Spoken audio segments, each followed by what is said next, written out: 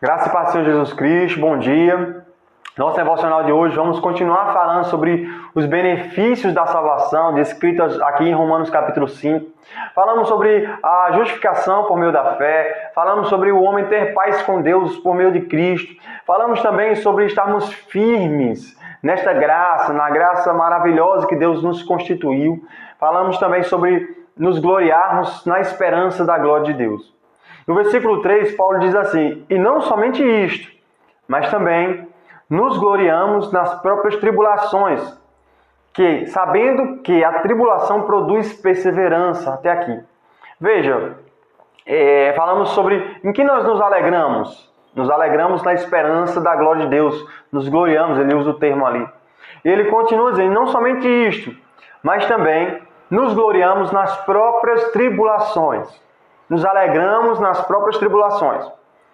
Como Paulo pode falar algo da tribulação? Veja, antes de Cristo, a tribulação, a dor, a doença, a enfermidade, a depressão, a angústia, as coisas, os intempéries da vida, acidentes que você possa sofrer, até uma topada que você vier a levar na rua, era simplesmente uma tribulação, uma dor, que não tinha utilidade alguma, era simplesmente, muitas vezes, consequência dos nossos pecados. Quando o pecado entrou, trouxe também toda dor, todo sofrimento sobre o homem, toda doença. Então, toda essa dor e sofrimento, tribulação que o homem sofre hoje, antes de Cristo, era simplesmente algo que viria sobre ele ali, mas que não produziria nada. Então, ele diz assim, nós também nos alegramos nas próprias tribulações, porque a tribulação é agora, em Cristo, um benefício para o cristão. A Bíblia diz agora que em Cristo, todas as coisas cooperam para o bem daqueles que amam a Deus. Logo, até mesmo a tribulação, a dor, é um modo e um meio pelo qual Deus vai aperfeiçoar o cristão. A tribulação hoje, para nós cristãos, ela está ali agora nos aperfeiçoando. Deus usa a tribulação para moldar o nosso caráter. Deus usa a tribulação para nos fazer mais parecido com Jesus. Um exemplo disso está lá em Coríntios, capítulo 12, verso 7. Ali Paulo falando sobre uma visão que lhe foram dadas. Ele fala que foi colocado um espinho na sua carne. E ele 3 vezes ele orou ao Senhor para que afastasse dele ali, no caso, o mensageiro do diabo. E aí a voz de Deus disse, pelo que me disse, a minha graça te basta, porque o poder se aperfeiçoa na fraqueza. Aí ele diz, de boa vontade, pois me gloriarei nas fraquezas, para que sobre mim repouse o poder de Cristo.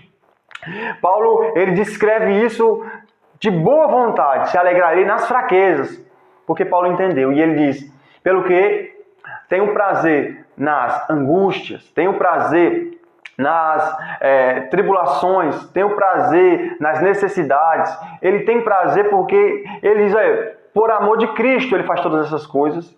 E ele sabe, como ele mesmo descreve em 1 Coríntios, que quando estou fraco, é aí que estou forte. Veja, Paulo entendendo que a tribulação ela produz perseverança, ela produz um caráter humilde, por exemplo.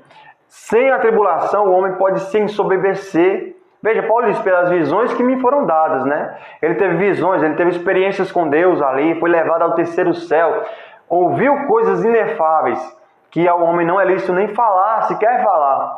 Então, Deus cuidou para que ele não se ensoberbecesse, porque a Bíblia diz que a soberba precede a ruína, e a altivez de espírito a queda. Então, Deus trabalhou para que ele se tornasse ali alguém mais humilde. A tribulação produz em nós também obediência. Creio que o livro de Hebreus diz que até o próprio Filho de Deus, Jesus Cristo, aprendeu a obediência pelas coisas que sofreu. Por meio do sofrimento nós aprendemos a obedecer. É em meio a tribulações que nós passamos a cada vez mais nos aproximar de Deus. Então a tribulação produz obediência, a tribulação produz perseverança, a tribulação ela produz aqui um caráter humilde.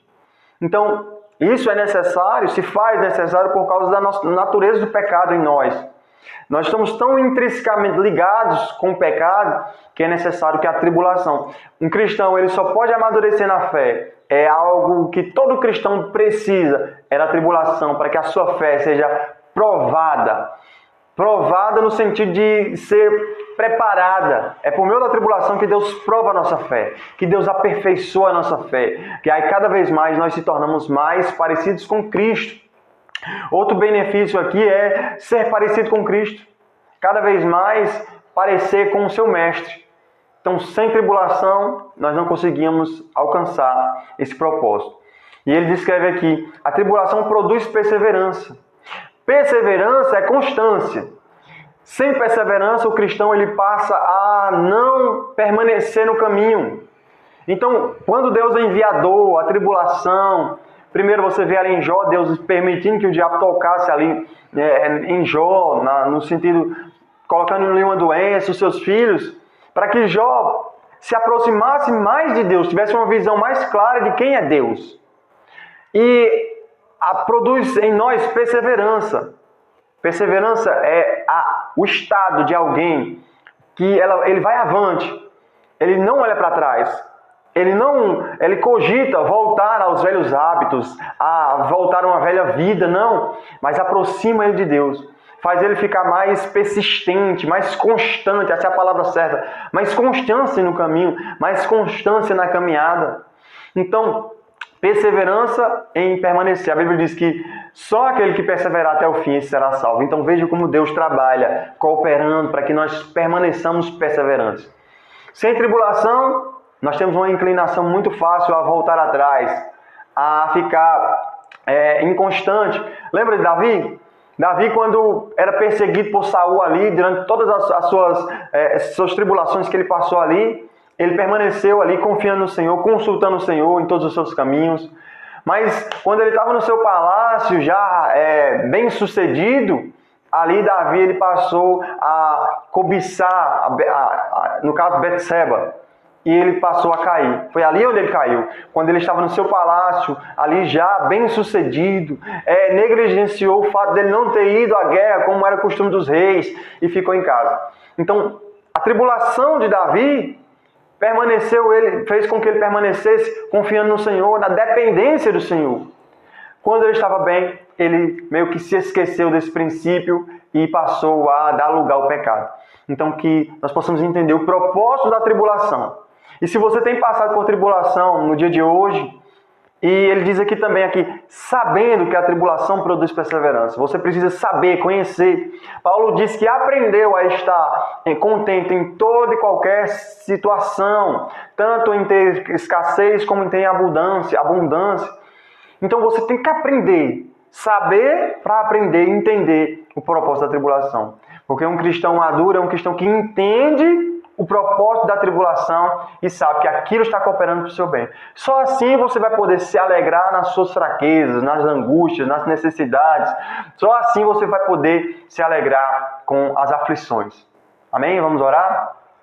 Senhor Deus e Pai, eu quero orar por essa palavra, por aqueles que irão ouvir, para que o Senhor os conduza, Senhor, em retidão. Pai, que a tribulação na vida dele que ele esteja passando agora, qualquer que seja, Senhor, a tribulação, o Senhor possa conduzi-lo a confiar no Senhor.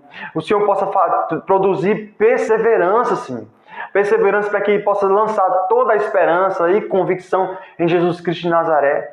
Tira, Senhor, todo o ego do homem através da tribulação. Tira, Senhor, toda mesquinharia, todo o eu, Senhor, que muitas vezes atrapalha o Teu propósito, Senhor.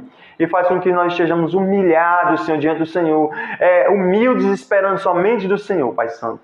E assim eu te oro, Pai Santo, em nome de Jesus. Amém, amém. Amém. Bom dia, meu irmão. E quero pedir para você compartilhar esse vídeo, deixe seu like, deixe seu comentário. Amém. Glória a Deus e Deus abençoe.